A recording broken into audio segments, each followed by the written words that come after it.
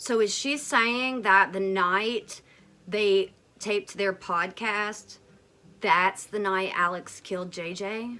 Because when else was she with David Warwick and Melanie Gibb? And was she in her apartment with Chad Daybell the day or night Tylee Ryan died? And how in the hell would she know they died in Alex's apartment and where she was at and who she was with and still tell Melanie Gibb when Melanie Gibb recorded that phone call with her when they were in Hawaii, and she told Melanie that the kids were, or at least that JJ was, safe and happy. This right here. This is what we're going to be talking about today. Lori Vallow Daybell and Chad Daybell. So get comfy. We're going to go over a few things that have happened recently. All of these motions. I printed them out. I read through them. I just found another one that Nate Eaton told me about today. Wow. Let's just go through them really quick. I have a few filings. I don't know how many, but I'm not going to read them all. I just want to do a little bit of highlighting on these documents. All right, the first one I'm going to start with is this one. I'll put it up here somewhere. On December the 16th, this was filed by the courts. Notice of trial setting, pre-trial conference, and scheduling order governing further proceedings. So going through this, there's a few things. Number 2 says discovery. All discovery must be completed prior to the pre-trial conference.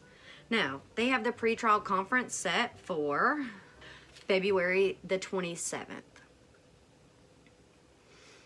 Aren't they still arguing about testing hair samples that may be consumed completely, and if they're not, the defense wants to be able to test them, and if they are, they're not even gonna test them, and they're gonna reconvene and figure out what to do with that? How is that gonna happen? How is all of that gonna happen by February the 27th? It goes on to say, number 3, final pretrial conference. The parties shall discuss potential settlement of the case before the date of the final pretrial conference scheduled for February 27th, 2023 at 1:30 p.m. At the final pretrial conference, the parties must be prepared to inform the court whether the case is going to trial. Why wouldn't we go to trial? The defendant's in-person attendance is required. Number 4, plea agreements. All plea agreements shall be reduced to writing. Written plea agreements shall be dated and signed by the attorneys for both parties and by the defendant. Okay. Number 5, absent a showing of good cause to extend the following time, written notice must be given at least 90 days in advance of the trial date if a party intends to raise any issue of mental condition and or call any expert witness concerning such issue, unless good cause to extend that time is demonstrated.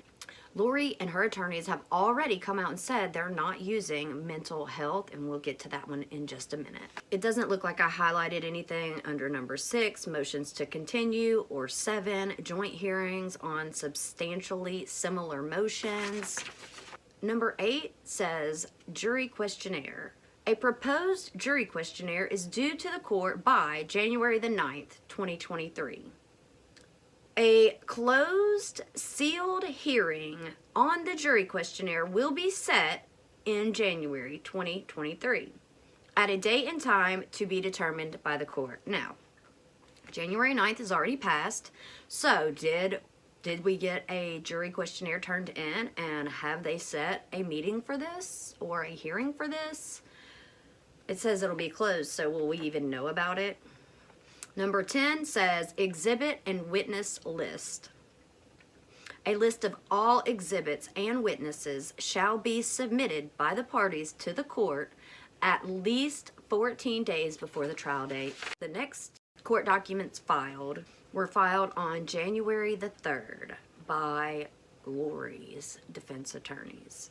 This says, notice of intent to not raise mental health defense. Yeah, it says it right here. It says in number 5, although still suffering from a mental illness, the defendant is taking an active role in her defense. She has previously reviewed all of the discovery provided to her by the state and her attorneys. She has consulted with 3 mental health experts. She does not want to proceed with a mental health defense to negate an element of a crime in this case. So, not going with mental health on this one. January the 4th, filed by Lori's defense attorneys, motion to declare defendant not death eligible. And they go through and cite several law cases.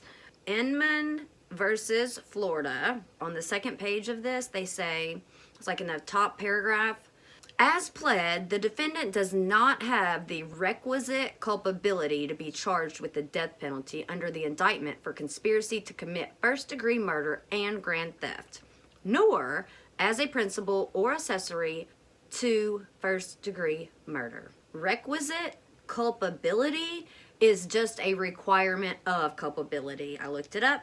They go on to cite this other case, Tyson versus Arizona. I did underline some things here, just that the death penalty has with it the finality that no other punishment in our system of justice has.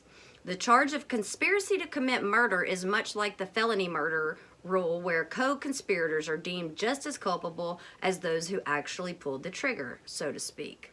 The cruel and unusual punishment clause of the 8th Amendment is directed in part against all punishments which by their excessive length or severity are greatly disproportioned to the offense charged. Goes on to say the death penalty is reserved for crimes that are so grievous an affront to humanity that the only adequate response may be the penalty of death. At the end of this motion, I'll read this whole last paragraph. In the case at bar, Mrs. Daybell was not a participant in the deaths as a conspirator or otherwise, and could not have the foreknowledge that her children, Tylee Ryan and J.J. Vallow, or Tammy Daybell, would end up dead. Further, there is nothing in the record to show that Lori Daybell showed reckless disregard for human life as the Tyson court requires for accomplice liability.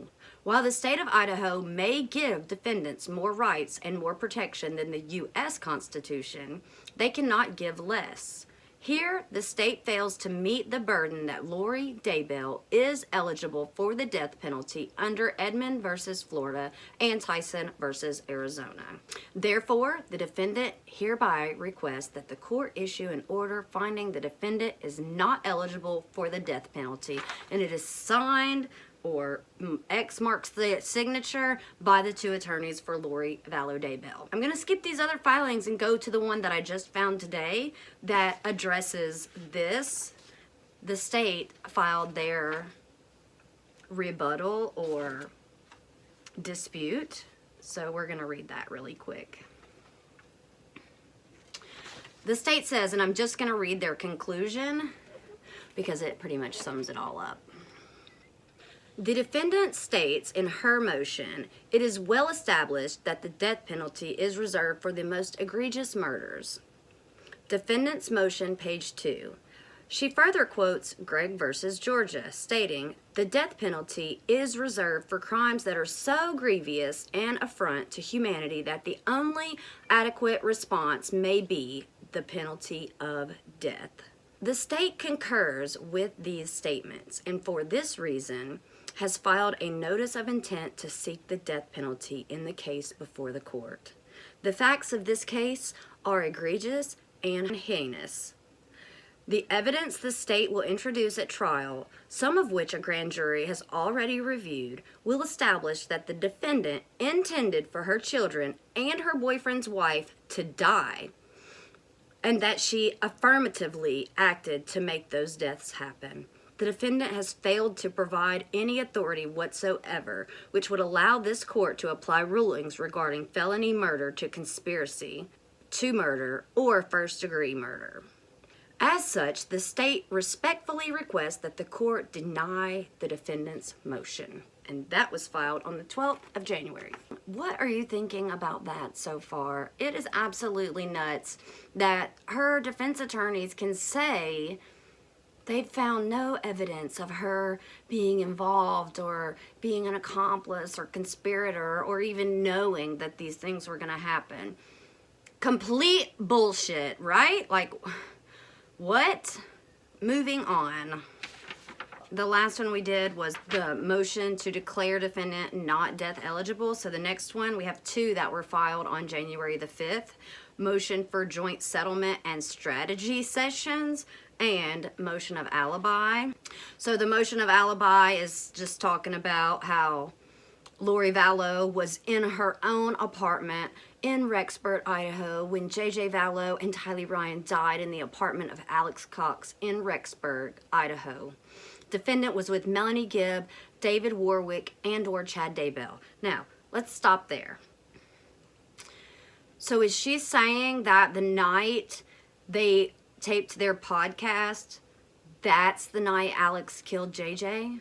Because when else was she with David Warwick and Melanie Gibb? And was she in her apartment with Chad Daybell the day or night Tylee Ryan died? And how in the hell would she know they died in Alex's apartment and where she was at and who she was with and still tell Melanie Gibb when Melanie Gibb recorded that phone call with her when they were in Hawaii, and she told Melanie that the kids were, or at least that JJ was, safe and happy. That doesn't make any sense. This notice of alibi goes on to say, number 2, Lori Vallow was in Hawaii when Tammy Daybell died at the home of Chad Daybell in Salem, Idaho. Defendant was with Melanie Boudreau and/or Audrey Baratero. I'm not sure how to say that. Motion for joint settlement and strategy sessions filed by Lori Daybell's defense attorneys. This says, come now, the attorneys for the defendant, and move this court for an order to allow the defendant and her attorneys to meet with co-defendant and his attorney in confidential joint settlement and strategy sessions as follows. Lori Vallow and Chad Daybell were married in Hawaii on November the 5th, 2019. On February 20th, 2020, Lori was arrested in Hawaii and extradited to Idaho. She was able to talk to her husband by recorded jail calls from the date of her arrest to June 9th, 2020, when Chad Daybell was arrested. Now, where are those calls? We haven't heard any of those calls except for the June 9th call. Where are all the other ones? The two have spoken by phone. Now, this is new information we didn't have. The two have spoken by phone only one time since June 9th, 2020, an arranged phone call on July 26th, 2022, between the parties and counsel. The call was approved by the prosecuting attorney and sheriff and was not recorded. 2. With settlement proposals, mediation, motions, and trial fast approaching, Lori and Chad would like to be able to talk together in person and on the phone about their options. The attorneys for the parties will attend any in-person meetings and phone conversations, but will not record the conversations and will not use the conversations as evidence. The conversations can be deemed as for settlement purposes only, as Rule 408, 410, 507 of the Idaho Rules of Evidence could apply to the conversation. And the last one we're going to go over is what the state had to say about these strategy sessions that the defense want. Response to defendant's motion for a joint settlement and strategy session. The state has serious reservations about allowing the co-defendants to have face-to-face or other communication directly with each other. The state recognizes that the defendants have agreed to not use any evidence or information they may obtain through any discussions or meetings against each other. Nevertheless, the state is not willing to make a similar agreement. The motion goes on to say, in addition, the defendant is arguing there is a privilege pursuant to the Idaho Rules Evidence 408, 410, and 507. This is simply not the case. One's further concern for the state is how a meeting would be facilitated, which would protect the confidential privilege the defendant is claiming and also meet the safety concerns and guidelines, especially given the nature of the charges pending against them. It closes with, wherefore the state respectfully requests the court consider the concerns raised by the state. As far as I know, this is as up to date as we are. I feel like there are still motions out there that haven't been addressed, like this motion or whatever they're doing with this consumptive DNA sampling. Also, the motion that John Pryor filed to have cameras in the courtroom during the trial. What about the motion that Lori Hellis filed about having documents unsealed? John Pryor also filed a motion to continue the trial. So do you think we're even going to have a trial starting April 3rd? Pretty sure that's the trial date. All this is complete nuts. I just want to know what you think. So if you want to talk to me further about any of the things we discussed today, I'll be in the comments, and I'll see you soon. All right. What are you... All right. It's up there. Go with mental health defense. It's signed by Judge Egregious. And the motion for joint, was the motion to make similar agreement. And then they used this. Yeah, that's it. The death penalty, this motion goes on to say, I'm going to, do we know, baratary? Something the state concurs with these statements, and for the reason, and she has seen all of the discovery. Maybe that's in a different one. Oh, the state says January the 4th. Is that my next one? Heinous, whatever. And really, it just says they're not gonna, Edmund, and so you can see it too. Yeah. Lori Vallow and Chad Daybell were married. All right, this motion, or this notice of alibi, and that's that. Pre-trial to start February 27th. It's coming up quick. All right, the next one, the next motion or requisite, the judge put out, Lori has already, and Chad Vallow Daybell, so get comfy. Right, it's up there. No, I still haven't caught us up with, I'm still getting us caught up to where we are today, but I want to go over this.